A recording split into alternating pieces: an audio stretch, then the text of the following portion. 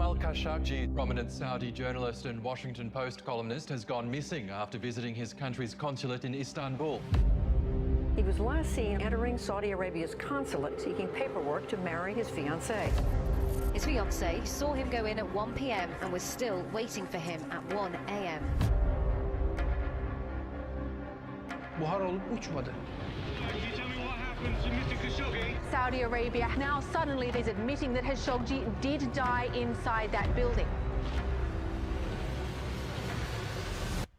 Jamal Khashoggi alelade bir şekilde öldürülmemiştir. The government treated me as if I shot the king. We knew that they would try to sweep the whole thing under the rug. Is it true that Turkish intelligence obtained audio recordings of Khashoggi's murder? I know why Jamal was killed. It's because of me.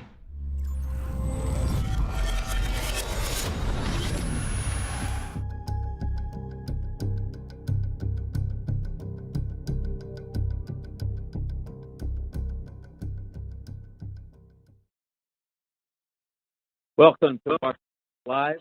I'm David Ignatius, the columnist of the Washington Post, and it's my pleasure to invite you to a special discussion of a powerful new movie, The Dissident.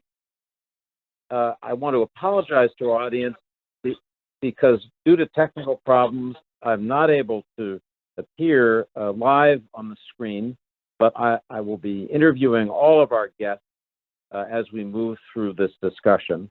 I want to welcome first Oscar-winning director Bryan Fogel, who has produced The Dissident, which examines the murder of our friend and colleague Jamal Khashoggi at the hands of Saudi operatives.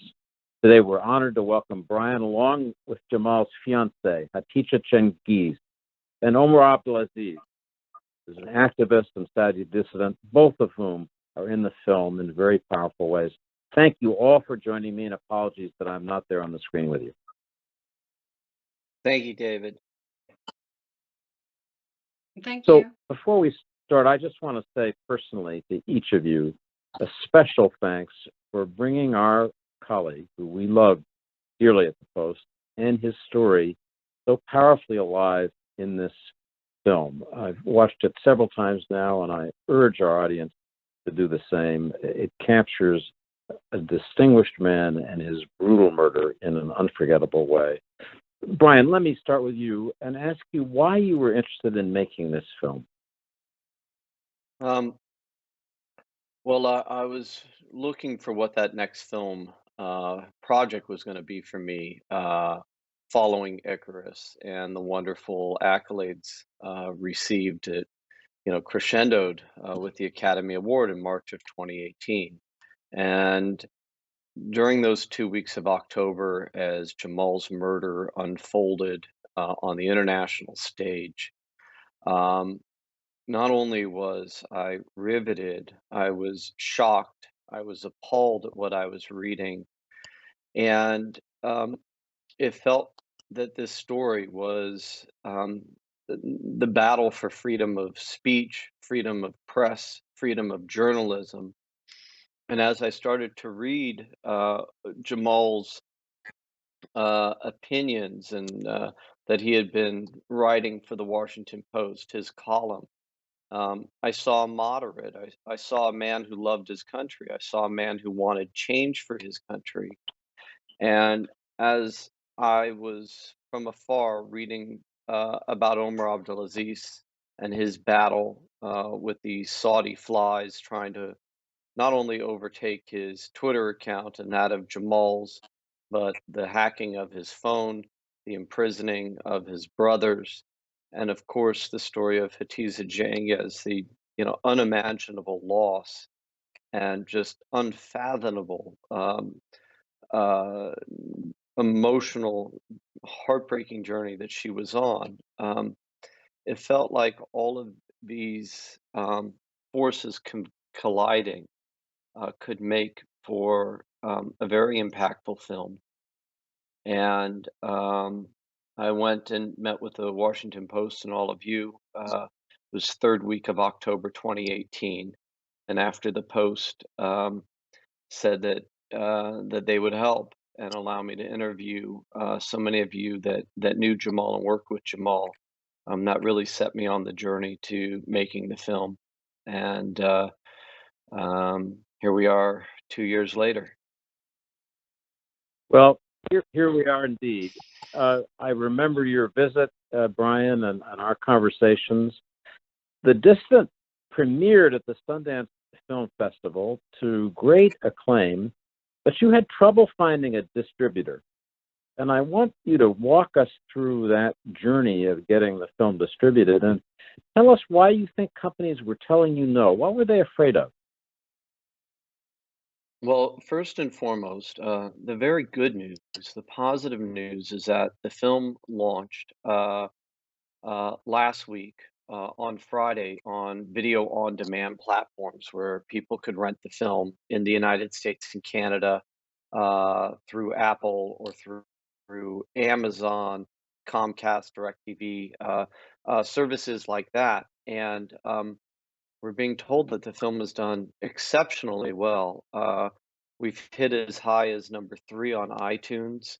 And what we're hearing from our distributor is that the kind of numbers that the film is doing is unprecedented for a documentary on a VOD platform. So that is really, really wonderful and encouraging that we're seeing both in the United States and Canada so far a real appetite for the film. In the perfect scenario, um, we really wanted a big global streamer for the film, a company like a Netflix or like an Amazon that would have had the reach to put this film into 200 million households in 190 countries around the world at the same time for everyone to see it.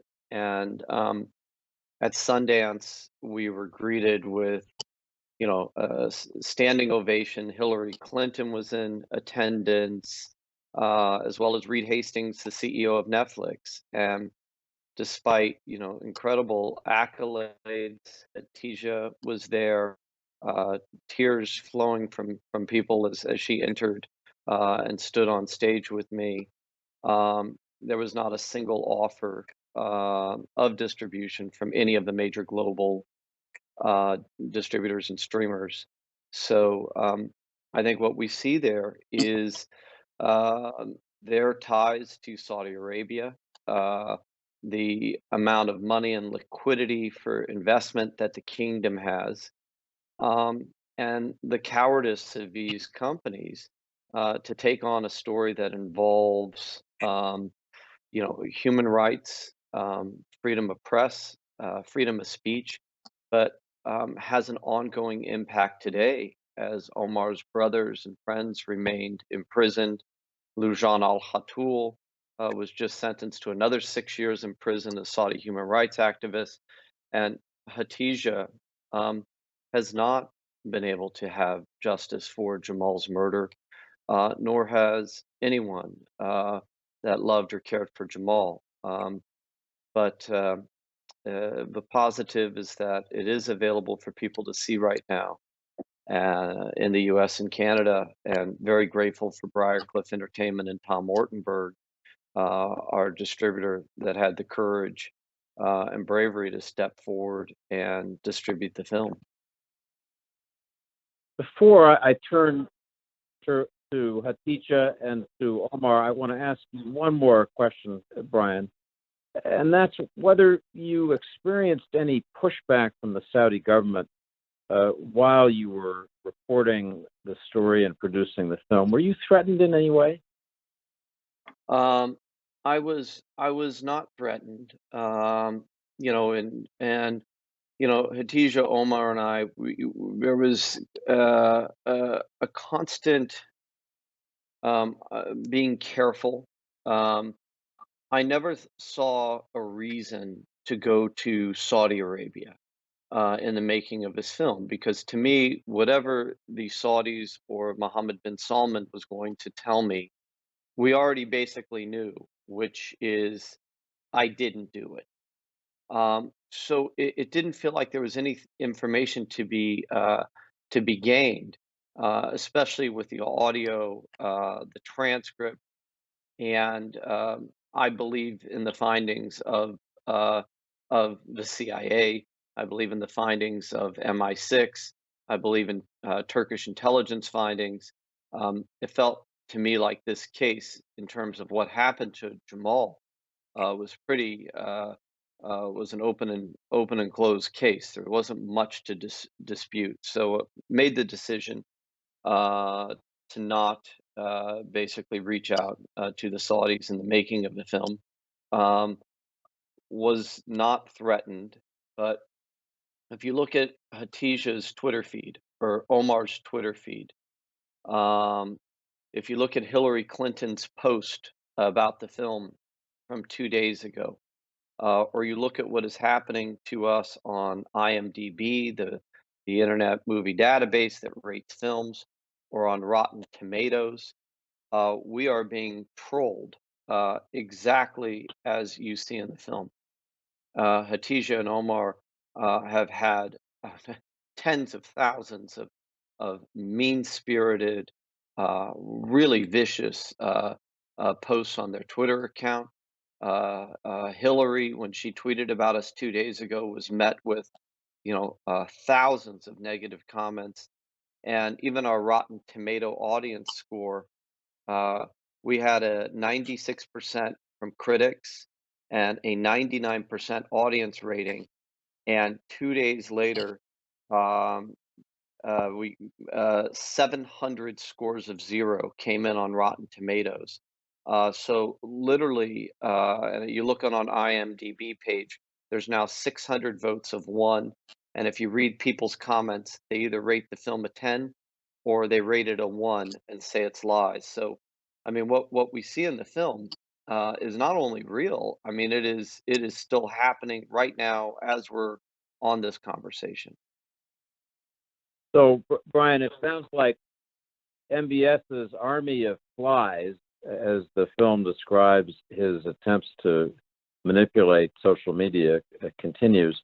Let me turn now to Omar Abdulaziz, who, as viewers of this movie will learn, is a courageous Saudi activist who has been trying to influence change in Saudi Arabia and who became closer to Jamal in the last month of his life. Omar, describe your relationship with Jamal, how you got to know him and how he became drawn more closely into your work. Actually, at the beginning, Jamal and I, we weren't friends.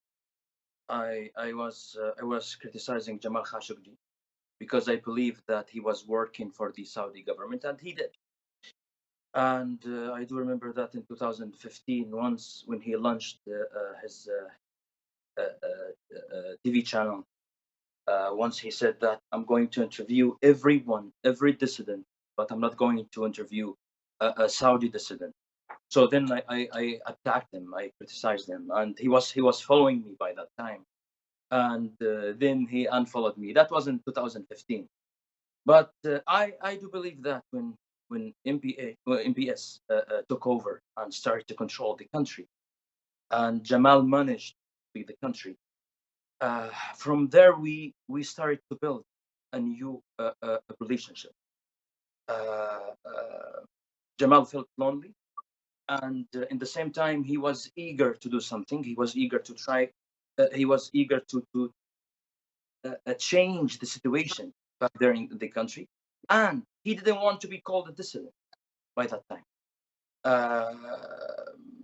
He said, let's do something. Let's try to create something new to help our people, to help the prisoners, the political prisoners back there in Saudi, and let's see what we can do. And by the way, Jamal was planning to come to Canada, but I think you all know that he decided at once to leave to Istanbul. And yeah, from there we started to work, and I thought that it's the moment. And Jamal was a game changer, just to be honest. with his connections, with his experience, we started our project, The Peace. We started to work on the website for the political prisoners back there in Saudi. And we were trying to do that behind the scenes. It's not publicly, because he didn't want to be affiliated with me by somehow. So we didn't know that we were backed, and the Saudi government managed to see everything, to read everything, when they used Pegasus against me and other dissidents. So just wanted Omar, to explain, David, I just wanted to explain just to people who might not know, Pegasus is Israeli cyber hacking software that the NSO group in Israel has sold to governments all over the world.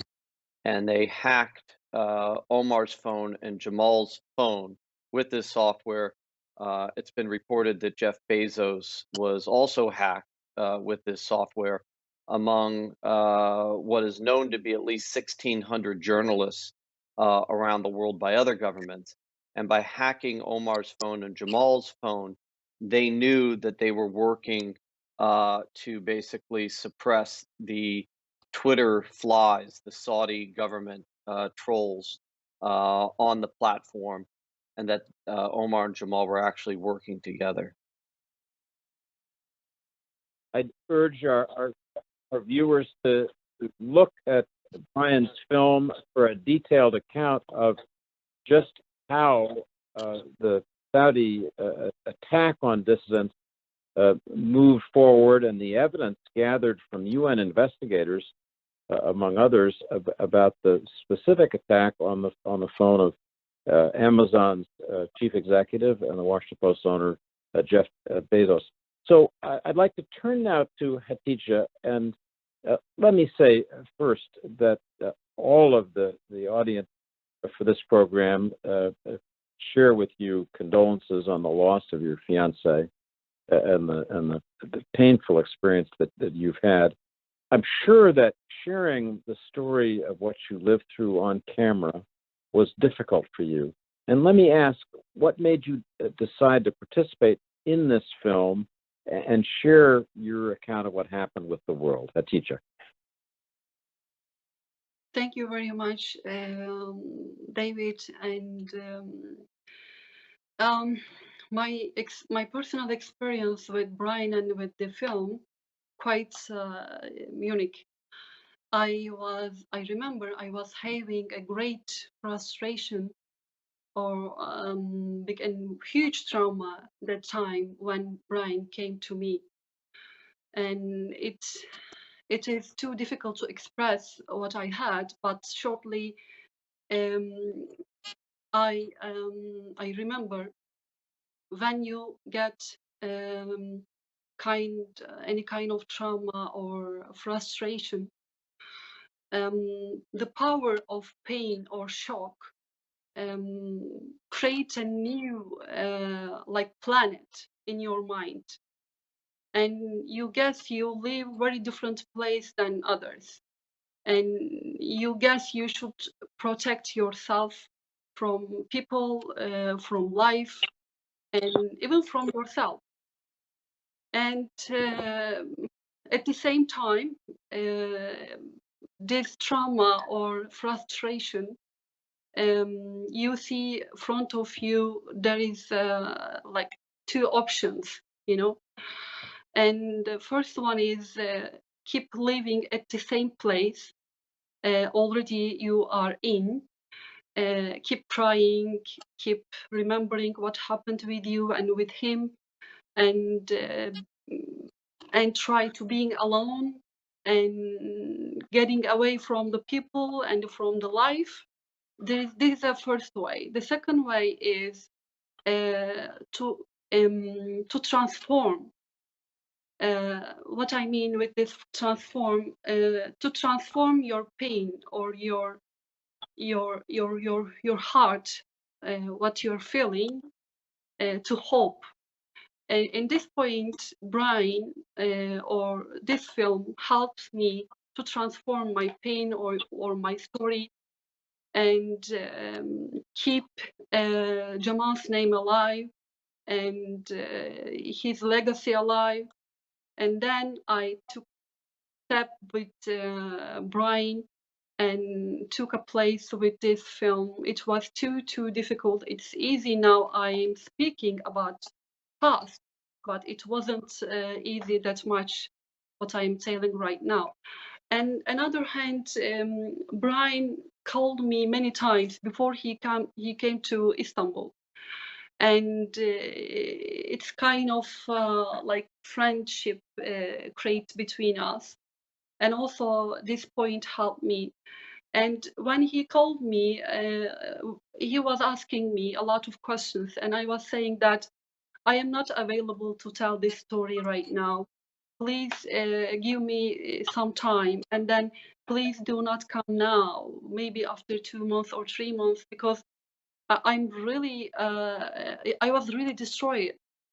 And then he said that very important to me.